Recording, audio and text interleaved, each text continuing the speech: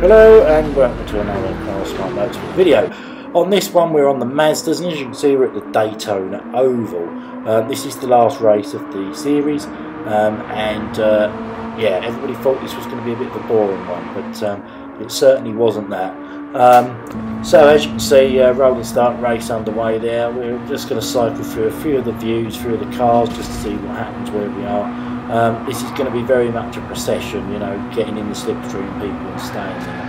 As you can see, there was a bit of an altercation there. It's very, very twitchy, and very, very easy to sort of collide with another car.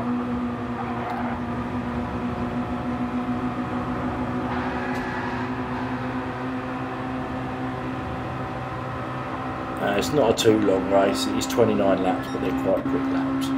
I think there's an incident about to happen coming up here. Let's have a look at where we are, what's going on.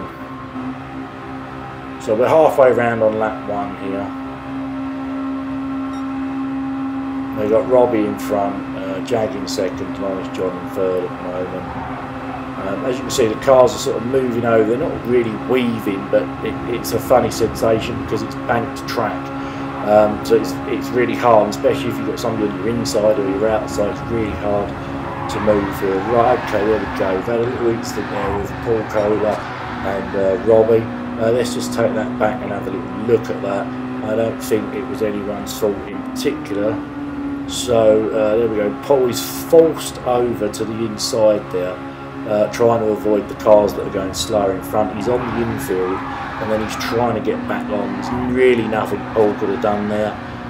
It's just a racing incident, one of those.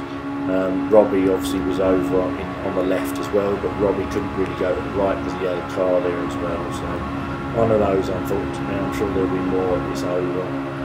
But anyway, as the race settles down, as you can see, we're all sort of vying for position here. And it is a case of you need to work with somebody, otherwise you're just going to fall back. As soon as you lose the slipstream, you've absolutely had it. So you need to work with somebody and try and push them along. As you can see here, Tepic is in slipstream with Honest John here. Although Tepic is going for a move, he will get past probably, and then Honest John will tuck. Oh no, somebody's already in his slipstream there. I think Jag's in his slipstream there, pushing him along. So it is going to be a case of pushing, and then when you get to the point of the race where you think it's right, then that's the time to break for it. It's not a race you really want to be at the front, because people are going to, as you can see now, there's 4 cars in a train behind first place. They could easily go out and get past, but there's no point. Obviously, if you're tucked in behind, you can save a bit of fuel and buy your time for later. Anyway, I'm not going to waffle on all race. It's quite a good one to watch. Don't worry, I haven't got all 29 laps. We do skip on after a while and get to the end, and I'll come back at the end.